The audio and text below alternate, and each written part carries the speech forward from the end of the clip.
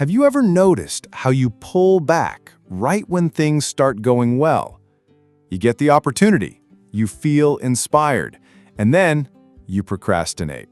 You shrink, you disappear into distraction. It's not because you're lazy or weak. It's because some part of you believes that growth is dangerous. Carl Jung once said, "Until you make the unconscious conscious, it will direct your life, and you will call it fate." But what if the part of you that's sabotaging everything is actually trying to keep you safe? In this video, we'll explore how self-sabotage is not failure, it's protection, and how your nervous system might be mistaking expansion for threat. If something in you is already nodding, if this feels like something you've never quite put into words, take a breath.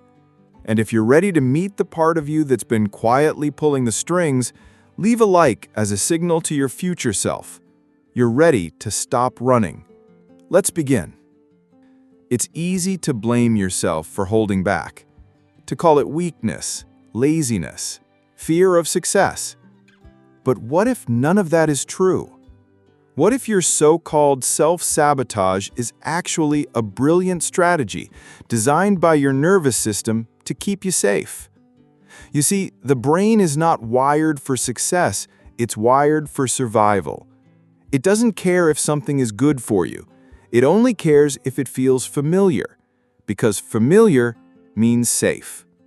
So when you start stepping into new territory, new relationships, new habits, new visibility, your body goes, "This is different. Different is unknown. Unknown is dangerous." And then it pulls you back, not out of malice, but out of love. A distorted kind of love rooted in old pain. Maybe it's the part of you that learned early on that attention wasn't safe, or that success came with pressure, or that joy didn't last, so it's better not to get too close to it. This isn't sabotage.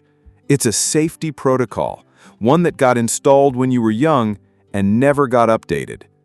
So instead of fighting yourself, what if you paused and asked, what is this part of me trying to protect?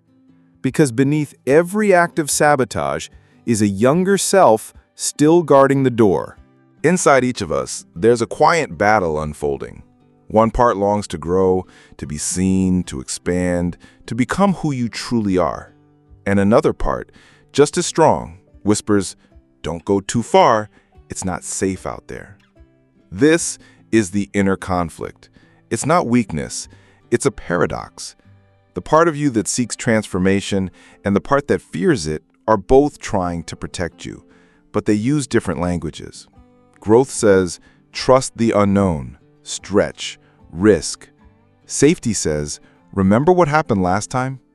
You're not imagining the tension. You feel it in your breath, your chest, your hesitation to act. That's not failure.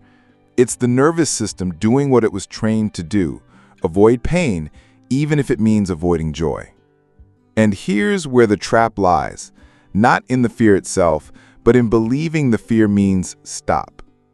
Growth often feels unsafe at first, because your body has no reference for what safety in expansion feels like. So it pulls you back into habits that once offered protection. But here's the shift. You don't have to choose one or the other. You can build safety within the growth. You can move slowly. You can breathe through the discomfort. You can teach your body, over time, that visibility, love, change don't have to mean danger anymore. When you stop making fear the enemy, you begin to hear its message, and that's when everything starts to soften. Before your mind even realizes you're afraid, your body already knows. It tightens your jaw, pulls your shoulders in, shortens your breath. Not because you're doing something wrong, but because your body remembers. It remembers what it felt like to be judged, to be overwhelmed, to be left alone with too much. And it tries to keep you safe by creating tension, contraction, pause. Most people think self-sabotage starts in the mind, but often it begins in the breath. That moment you unconsciously hold it, right before hitting send, right before speaking up, right before taking the next step. The body sends a signal. Don't move. Danger ahead. And if we don't notice that signal, we think our freeze means we're weak, when in truth, it means we're deeply attuned. This is where breath becomes a bridge, not something to control or fix, but something to listen to feel, to follow. Because when you return to your breath, you return to choice. You soften the grip of the survival brain. You remind the body, we are safe now. We don't have to shrink. One conscious breath can interrupt the pattern, not by forcing change, but by offering safety from the inside out. And that's when the loop begins to dissolve, not with control, but with compassion. What if self-sabotage isn't something to eliminate, but something to listen to? Not a flaw, but a flare from the unconscious.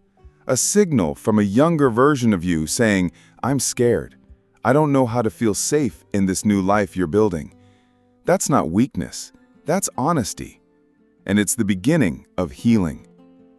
Every time you notice yourself pulling back, instead of judging it, you can pause and ask, what is this part trying to protect?